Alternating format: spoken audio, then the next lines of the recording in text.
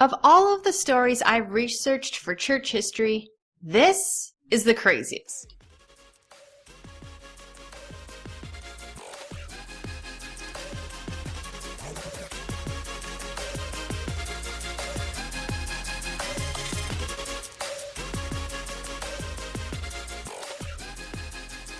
I have to start with a huge warning for parents. This episode has a lot of adult content.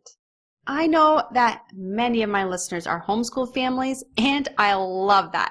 I try to not be graphic with the history stories that are dark and leave most of it to the imagination so younger audience members can learn without being traumatized too much.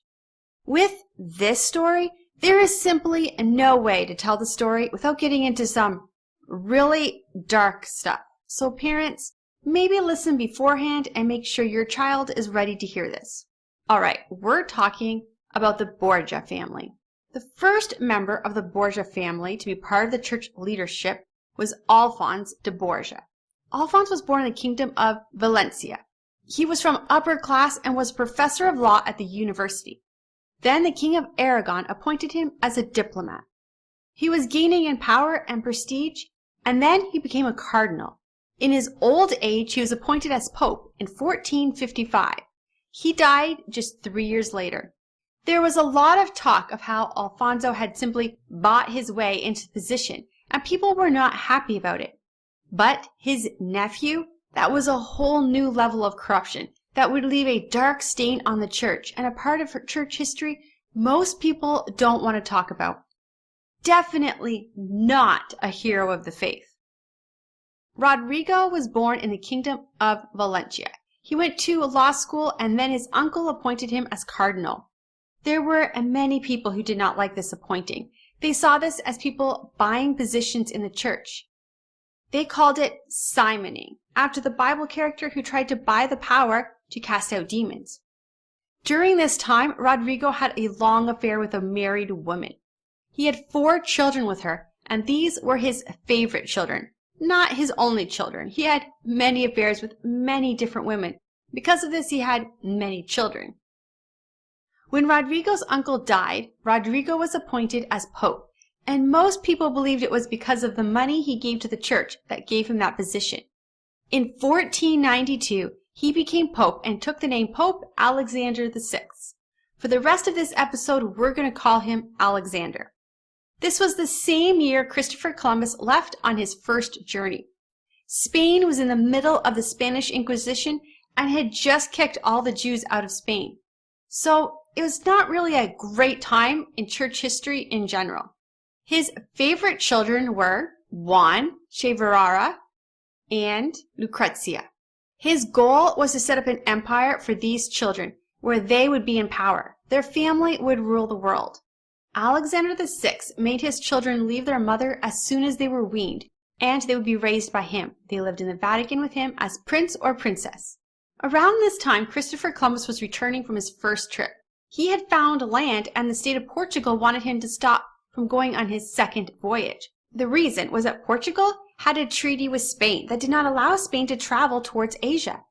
Spain and Portugal came to Alexander VI, and it was up to him to decide if Columbus would be allowed to continue his travels. Alexander agreed to allow Columbus to continue. This shows that Alexander was much more than the head of the church. He was in essence the head of every non-Muslim country at that time. Even the New World, as it was discovered by Columbus, was being placed not only under Spain, but the church. Alexander's favorite child was his daughter, Lucrezia. They were very close, and Lucrezia wanted most of all to be loved by her father and did everything he wanted. By the time she was 13 years old, she had already been promised to 2 different princes. Alexander wanted to use her to forge alliances with other states. At age 13, Lucrezia was married to Giovanna, a man twice her age. They did not meet until their wedding. The really creepy thing is that Alexander followed them into the marriage chamber and watched to make sure the marriage was consummated.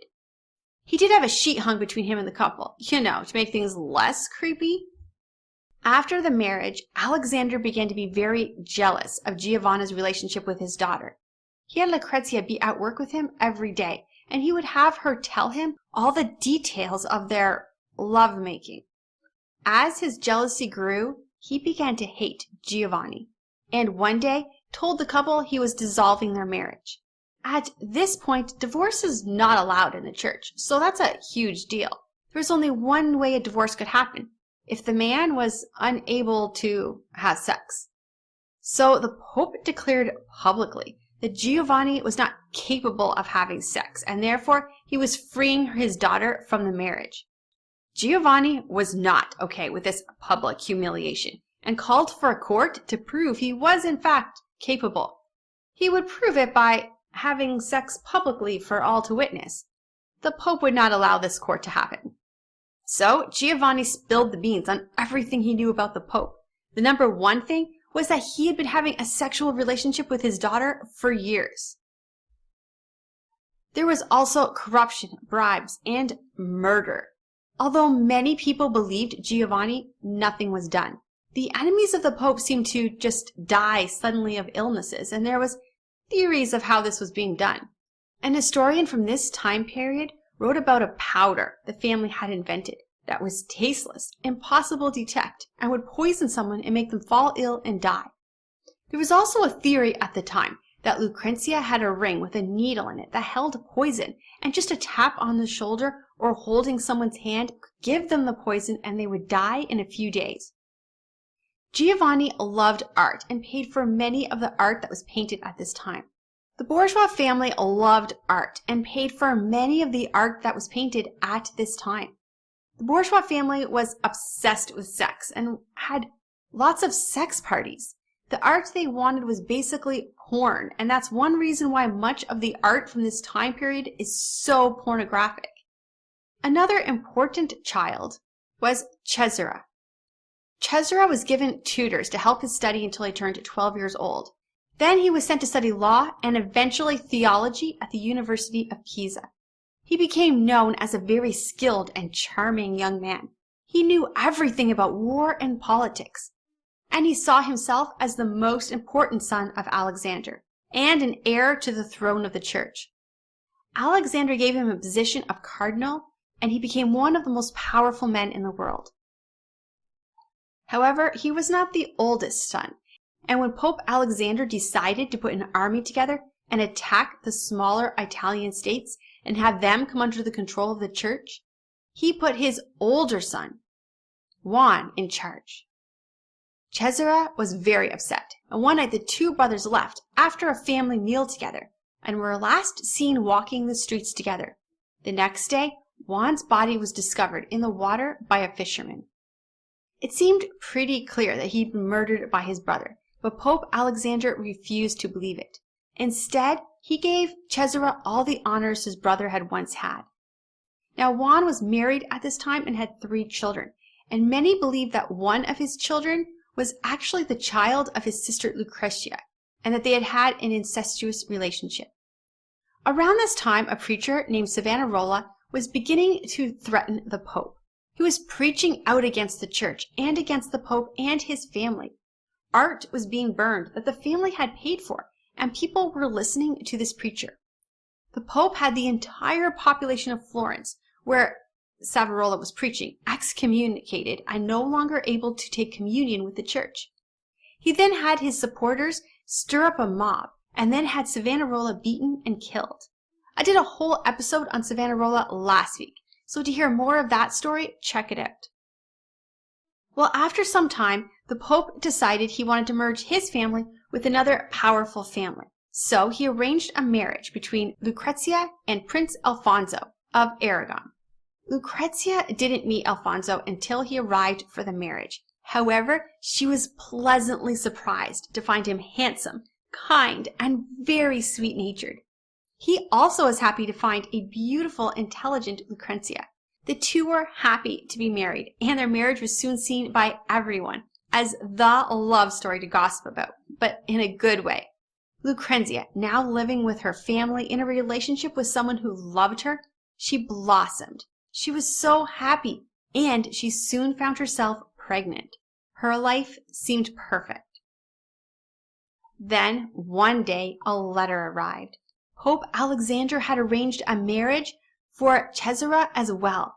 This marriage was with a French princess named Charlotte, and this would make a powerful alliance with France.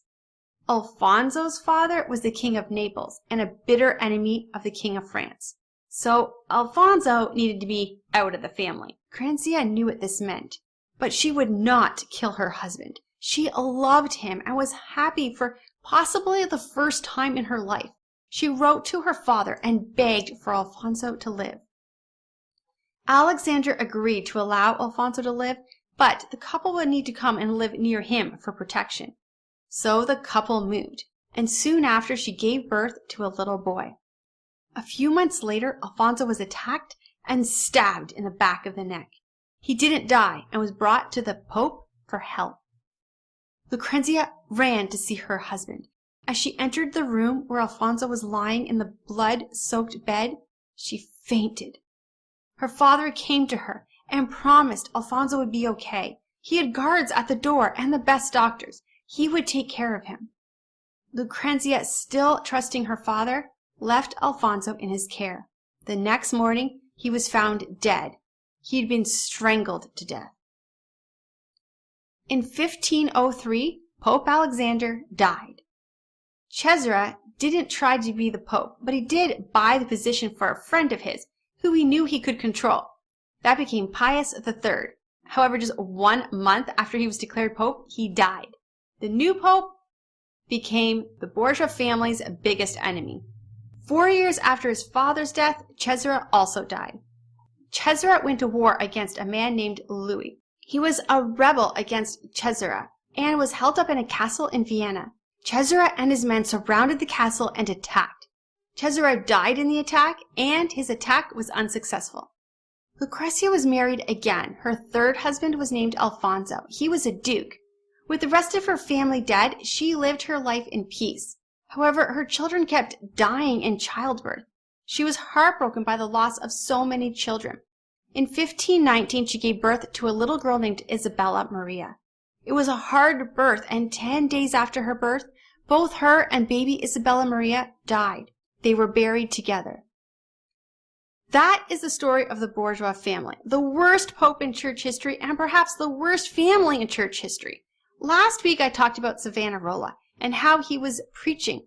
It was the time of Jesus Christ's return and how he preached the Pope was the Antichrist. Now that we've looked at the life of this Pope, I can understand why Savonarola thought the Pope was the Antichrist. During this time of the Spanish Inquisition, the Borgia family, and all the corruption, was God doing anything? Was he quiet at this time?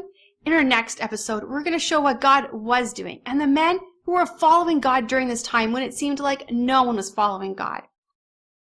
Until next time, if you want to hear my other podcasts or to watch videos, check out my website, lauraleesiemens.com.